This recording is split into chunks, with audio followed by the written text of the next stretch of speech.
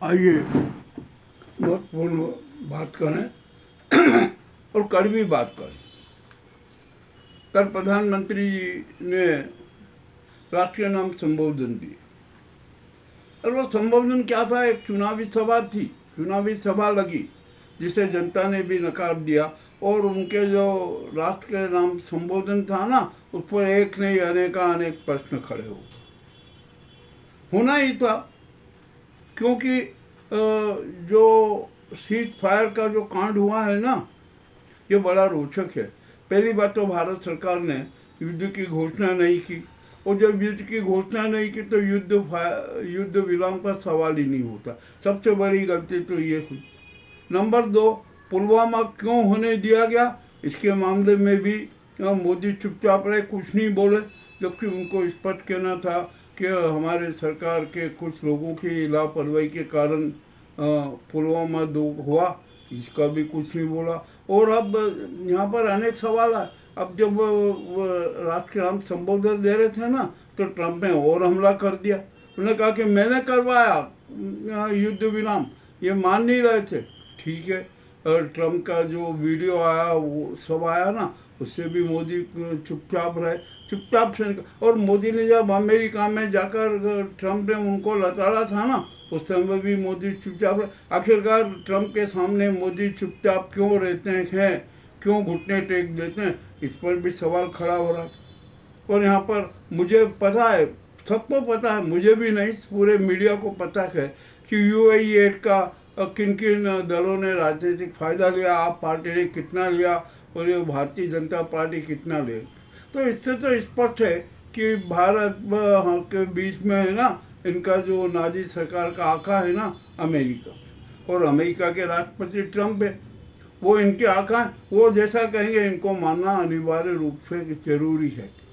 अब ये भी बात छोड़ दीजिए। अब यहाँ पर आते हैं कि आखिरकार नरेंद्र मोदी जी है ना, सही बताने में क्यों चूके। उनको तो स्पष्ट बात रखना थी ना। आप देश की जनता को संबोधित कर रहे हैं, कोई चुनावी सभा थोड़ी कर रहे हैं बिहार की या कहीं की, कि आप चाहे जितने जैसे जुमले करते जाए, चाहे जैसी बातें करते जाएं, चाहे जैसी लफाजी करते जाए, और जनता सब सुन लेगी। अब ये जनता वो जनता नहीं है। आपने 147 जनता को 10 वर्ष तक बहुत मूर्ख बनाया है अपनी शाब्दिक लफाजी से, जुमलेबाजी से। अब वो समय नहीं है। जनता का ज्ञान है ना, वो सकारात्मक रूप में, और वो अब तो नई क्रांति की ओर बढ़ना चाहते हैं। उसको सब कुछ समझ में आ गया कि कौन गद्दार है, कौन जनद्रोही है, कौन राष्ट्रभक्त। अब ये भी बात छोड़ दीजिए। अब तो अब इतना होने के बाद यहाँ पर एक सवाल आता है कि हम यहाँ मोदी जी से ही पूछते हैं कि क्या अमेरिका की गुलामी करना राष्ट्रभक्ति? इसका खुला कर जवाब दीजिए। कोई हमें उसमें दबाव नहीं, कोई आपको कुछ नहीं। यदि आप स्वीकारते हैं तो ठीक है, नहीं स्वीकारते तो ठीक है। जनता को तो सब पता है कि कौन क्या और कौन क्या नहीं है। चलिए अब ये भी हम इस मुद्दे को भी छोड़ दें, इस मुद्दे पर भी अभी चर्चा नहीं करते। और आप ये बताइए कि आपने स्वच्छता अभियान में क्या भारत कंगाल था जो आपने UAE का मत से काम किया? ये भी एक सवाल खड़ा हो रहा है, क्यों हो रहा है, किस लिए हो रहा है, ये भी, इसको भी छोड़ दीजिए। अब यहाँ पर तो हम एक बात आते हैं, कल जो मोदी जी ने रात को संबोधन दिया ना, चुनावी सभा की ना, उस सभा में आपने महत्वपूर्ण तथ्य क्यों नहीं उजागर किए? आप इसका जवाब आपको देना पड़ेगा। आपको बताना था कि ये हुआ सही हकीकत, हमारे कितने जवान मारे गए, हमारे कितने विमान नष्ट हुए, हमारे 2 राफेल किस तरीके से गिरे। और मोदी जी, आपको यही नहीं पता था कि चीन ने फ्रांस के शस्त्र व्यापार को करारा झटका देने के लिए चीन ने राफेल गिराए, 50 किलोमीटर दूर से उसने राफेल को निशाना बना दिया। तो आपके जो राफेल की क्षमता थी ना, राफेल का प्रचार था ना, वो सब धराशायी हो। आपको ये भी बताना था कि इस प्रकार का नाटक हो, और आपने कुछ नहीं बताया। और आपको तो कहना था कि हमारे भारत के गृह मंत्री, गृह मंत्रालय, LG, हमारे जो राष्ट्रीय सुरक्षा सलाहकार है, इनकी लापरवाही की वजह से भी पुलवामा 2 हुआ, और हमसे कहते हैं ना कि पुलवामा दो आपने होने दिया, ये भी बहुत कड़वी बात है। तो आपको तो ये संबोधन में कहना था कि जिन्होंने पुलवामा होने दिया ना, जिन्होंने लापरवाही बरती, उनके खिलाफ कठोर से कठोर कार्रवाई होगी, किंतु नहीं, आपने कुछ भी नहीं बोला, सब तथ्य छुपा। और आपने जब युद्ध विराम की बात करी ना, तो युद्ध विराम की घोषणा आपको करना थी या सेना चीफ को करना थी? ना आपने की ना सेना चीफ ने की, एक विदेश सचिव से आपने करवा दी। और ना तो ट्रंप ने तो और खुलासा कर दिया कि डाबोर और विदेश मंत्री ने मुझसे संपर्क किया और ये कहा कि आप ये युद्ध विराम करवाने की बात कर दी। ये भी बात झूठ है क्या? ये भी तथ्य आपको बताना था, ये भी आपने नहीं बताया। और अभी एक जो मैं समाचार देख रहा था, समाचार की बातें सुन रहा था, उसमें आया कि भारत ने पाक में परमाणु बम फोड़ दिए। अरे यार, झूठ की भी हद हो गई। कहाँ परमाणु बम थे, कहाँ फूट गए, क्या हो गया? और यदि परमाणु बम फोड़ दिए जाते हैं ना, तो अभी क्या स्थिति बनती है किसी को पता है? कुछ भी नहीं है। और आपने जो शिमला समझौते का जिक्र भी नहीं किया, जब ट्रंप ने इतना गंभीर आरोप लगा दिए कि मैंने युद्ध विराम कराया है, तो आपको तो शिमला समझौता 1972 का बात रखना थी कि कश्मीर और भारत और पाक के बीच है ना जो विवाद है, वो आपसी बैठक में सुलझा जाएंगे। किसी भी विदेश ताकत का, विदेशी शक्ति का उसमें इंटरफेरेंस नहीं होगा, हम उसकी मध्यस्थता स्वीकार नहीं करेंगे। ये भी बात आपने कुछ भी नहीं बोला। आखिर आपने बोला क्या? रात के संबोधन में आपने बोला क्या? खाली जनता को भावनात्मक ठगी के अलावा आपने कुछ भी नहीं किया। ये आपके इतने सारे अपराध हैं, और भी है बहुत सारे, अभी ये समय नहीं है कि हम सब पूरा बताएं। बस अब इतने अपराधों के साथ ही हम आपसे एक बात कहना चाहते हैं। अब तो ये सिद्ध होगा कि आप राष्ट्र की रक्षा करने में नाकाम रहे, देश की सुरक्षा करने में नाकाम रहे, जनता की सुरक्षा करने में नाकाम रहे, देश की अर्थव्यवस्था को संभालने में नाकाम रहे, आपने महंगाई पर नियंत्रण करने में नाकाम रहे, रोजगार दिलाने में आप नाकाम रहे, और भारत का सकारात्मक विकास करने में भी आप नाकाम रहे। आपने संवैधानिक संस्थाओं को भी तोड़ दिया, समाजों में आपने फूट डाल दी, समाजों को तोड़ने का आपने नाटक किया, ये भी आपका अपराध है। अरे आपके कितने अपराध गिना है? अपराधों की लंबी सीरीज है, और जो आप तो सनातन धर्म के भी विपरीत हो गए, आप तो सनातन धर्म की हत्या पर भी उतार हो गए। और दूसरी बात छोड़िए, संघ जो हिंदुत्व और संस्कृति का ठेकेदार है ना, उस पर भी आपने हमले शुरू कर दिए, और उसको भी आप अपने उदर में समाने के लिए तैयार हो गए, सारे राजनीति करें। और आप तो षड्यंत्र चल रहे हैं, अनेक प्रकार के षड्यंत्र रचते हैं, प्रायोजित कार्यक्रम करवाते हैं, अपनी प्रशंसा करते हैं। आप में कितना अहंकार है, जरा देखे तो सही कि आपने जब सर्वदलीय बैठक में आप क्यों नहीं गए? आपको जाना था, आपको बोलना था। राजनाथ सिंह को बलि का बकरा बनाया आपने। और अभी जब मांग हो रही है कि संसद का विशेष सत्र बुलाइए, आपको तो तुरंत घोषणा करना थी कि मैं ये संसद का विशेष सत्र बुला रहा हूँ, उसमें ऑपरेशन सिंदूर के बारे में चर्चा होगी, अब उस समय सारी स्थिति स्पष्ट करेंगे। ये आपको करना था, वो भी आपने नहीं किया। और अब आप कह रहे हैं कि हम सर्वदलीय बैठक बुलाएंगे, और क्या गारंटी है कि उस सर्वदलीय बैठक में भी आप जाएंगे? और अभी के जो हालात है ना, अब आप नहीं जाएंगे, आप नहीं आएंगे उस सर्वदलीय बैठक में। अब तो आप पर इतने गंभीर आरोप लग गए हैं, इतने गंभीर आरोप लग गए हैं कि जिसकी हम कुछ कह नहीं सकते। अब हमने तो भारत की बड़ी शर्मदायक स्थिति देखी। अरे जब ट्रंप ने आरोप लगा दिया तो आपने अभी तक खंडन नहीं किया। क्यों नहीं किया खंडन? आपको तो खंडन करना था, आपने खंडन भी नहीं किया, क्योंकि आप अमेरिका के राष्ट्रपति ट्रंप से दबे हुए हैं। आपकी हिम्मत नहीं है कि आप ट्रंप को ये जवाब दे सके और उसकी बातों का खंडन कर सके। उसने तो वीडियो तक जाहिर कर दिया, जो वायरल किया उसने, उसमें अपने उद्बोधन में भी स्पष्ट बोला। अरे जब इतना सब सारा क्लियर साफ है, सब कुछ साक्ष्य है, तो फिर आप की क्या बात? आप तो सत्य छुपा रहे। अरे सत्य छुपाना भी तो अपराध है, देशद्रोह है। राष्ट्र धर्म और राजधर्म के खिलाफ है। आपने ये संविधान के खिलाफ क्या क्या किया है ना, ये भी आपको याद है। आप जानते हैं, आपने संविधान की हत्या करने पे हमारा है। आप इस संविधान की है ना खटिया खड़ी करने के उस पर अपना जो नाजीवादी साम्राज्य स्थापित करना चाहते, ये भी आपका बहुत बड़ा अपराध है। और आइए, आपने जो भारतीय न्याय संहिता जो बनाई ना, उसका भी जरा विवरण देखिए कि भारतीय न्याय संहिता में संविधान के विपरीत कितनी भावनाएं, कितनी धारणाएं, ये भी जरा देखिए। और आपके पाले हुए और बंधुआ मजदूर चिंटू लोग है ना, उन्होंने तो सुप्रीम कोर्ट तक को, न्याय व्यवस्था तक को धता बता दी, उनको भी देशद्रोही जनद्रोही बता दिया। ये भी तो आपका ही दोष है, ये आपके ही पाले हुए लोग हैं, आपके ही बंधुआ मजदूर, किसी और के नहीं है। ये जो निशिकांत दुबे गए और राष्ट्रपति धनखड़ है ना, ये तो वहाँ बंगाल में क्या क्या करके आए भारतीय जनता पार्टी के लिए, तो भारतीय जनता पार्टी के एजेंट है, ये जनता जानती है। और उन्होंने भी सुप्रीम कोर्ट पर आरोप लगाया और आपने न्याय व्यवस्था को भंग करने का प्रयास किया, ये भी उचित नहीं है। अब मामला बहुत पेचीदा हो गया, सारी परिस्थिति और परिस्थितियाँ आपके विपरीत। अब आप प्रधानमंत्री पद पर एक पल बैठने के लायक नहीं है।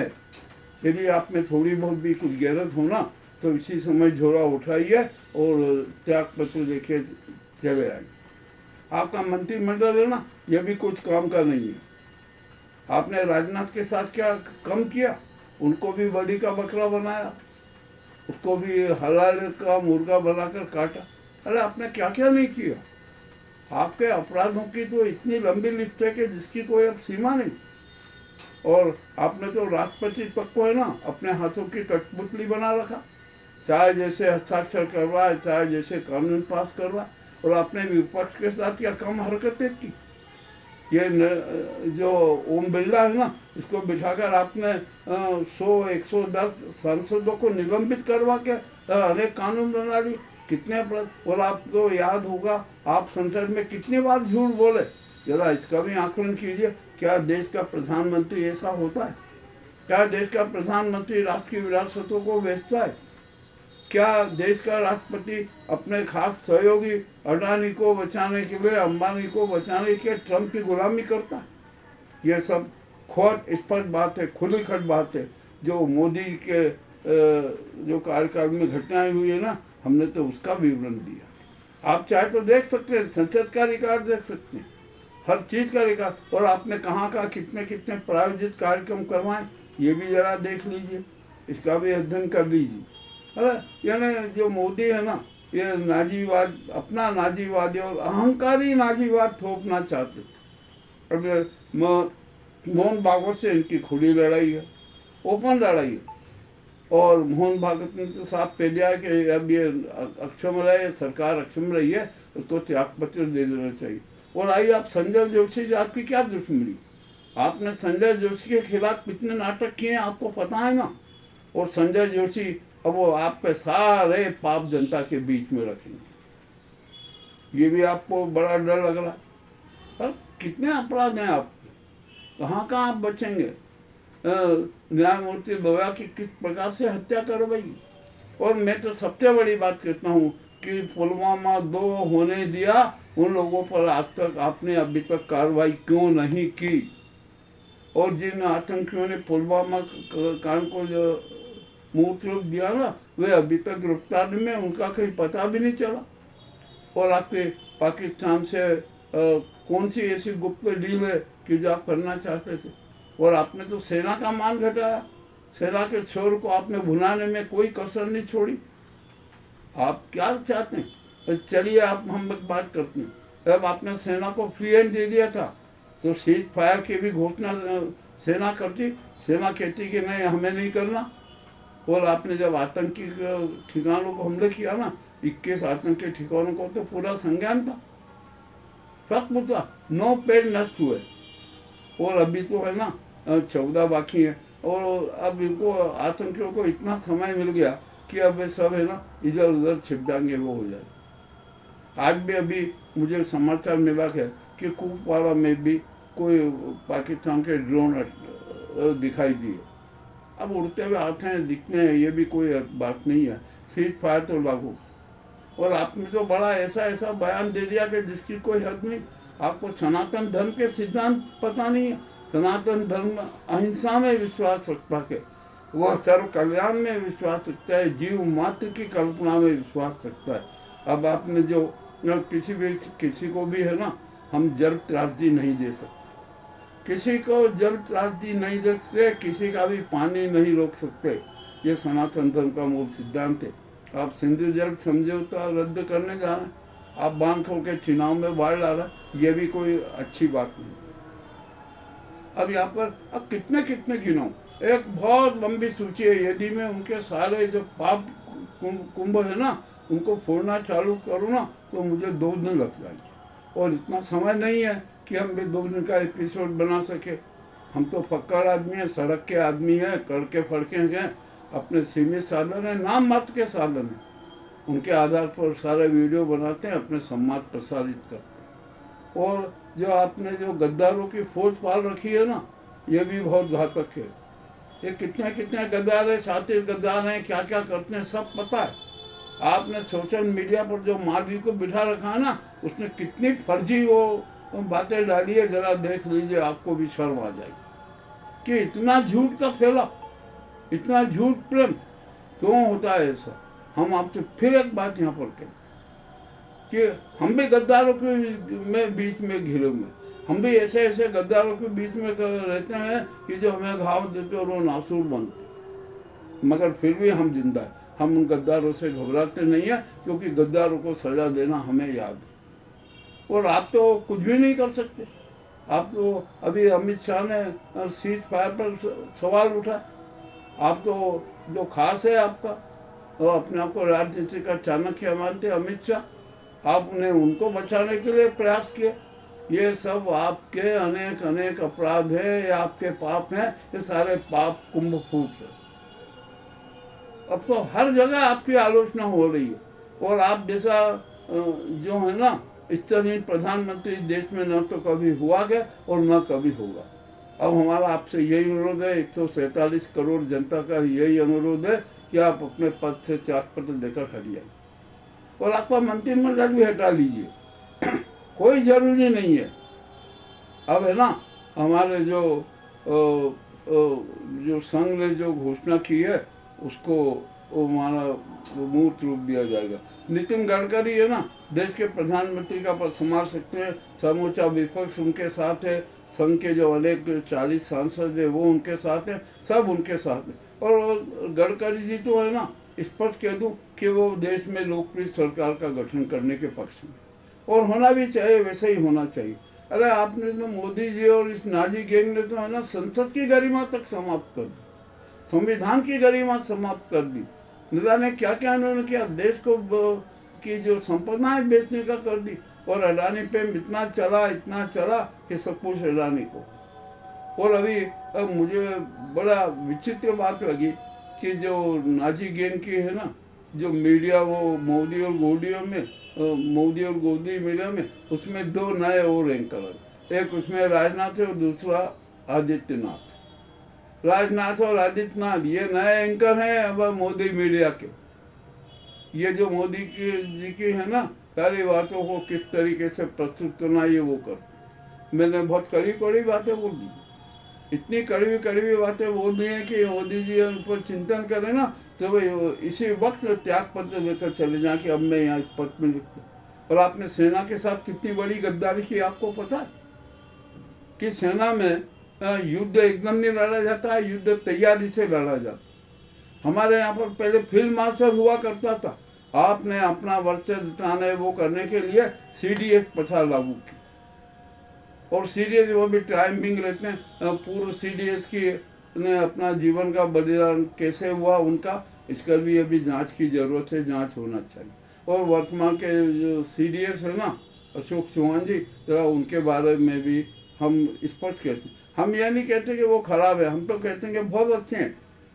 और यहाँ पर अपने देश में है ना ये CDS प्रथा समाप्त करना पड़ेगी। अब यहाँ पर फील्ड मार्शल की नियुक्ति करना पड़ेगी। और फील्ड मार्शल ही देश की रक्षा करेगा, सीमाओं की रक्षा करेगा और जनता की रक्षा करेगा। और हमारी ये सुप्रीम कोर्ट है ना, ये संविधान की रक्षा करेगी। ये संसद कुछ नहीं है, या बहुमत वाली है ना, ये इसका कोई महत्व नहीं है। सो अब तो सुप्रीम कोर्ट की हर चीज़ पर न्यायिक निगरानी रहेगी। उसकी स्वीकृति मिलने के बाद ही कोई भी अध्यादेश कानून बनेगा। और सबसे पहले मोदी जी, फिर आपसे कह रहा हूँ कि सेना में आज ही, और राष्ट्रपति जी को भी कह रहा हूँ, वे सेनाधिपति हैं, आज ही वे घोषणा कर दें कि अब इस देश में CDS प्रथा समाप्त होगी और यहाँ पर शिलांग में फील्ड मार्शल की नियुक्ति की जाएगी। ये ऐसा करना जरूरी है। मेरे बड़ी कड़वी बातें कही है, हो सकता है बहुत लोगों को बुरा लगेगा, एक दो नहीं, बहुत लोगों को बुरा लगेगा। लगे बुरा भाई, हम तो जो है ना सच सबके सामने प्रस्तुत करते। हमारा धर्म है सच। और आज नारद जयंती है, पता है आपको? नारद जी ने है ना किस प्रकार की पत्रकारिता की थी, उसी प्रकार की पत्रकारिता हम करें। और सच कहते हैं, सच सबके सामने रखते हैं। हमारा हम जिसके साथ बैठते हैं उसको भी सत्य बता देते हैं। जैसे नारद जी है ना, देवताओं को भी सत्य बता देते थे, असुरों को भी सत्य बता देते थे और उन्हें सच्चा मार्गदर्शन देते थे। इसी प्रकार हमने आज मोदी जी के सामने जो प्रस्तुत सवाल किए हैं ना, वे भी अपने आप में बड़े अनूठे। और हम तो आज कहने के नारद जयंती है, आज हम बहुत खुश है कि हमने आज ये नाजीवादी और अहंकारी मोदी जी है ना, इनके सामने जो नारद चरित्र के जो बातें रखना थी वो हमने बात रखी। अब आपको कैसी लगी हमें बताइए। बहुत बहुत धन्यवाद।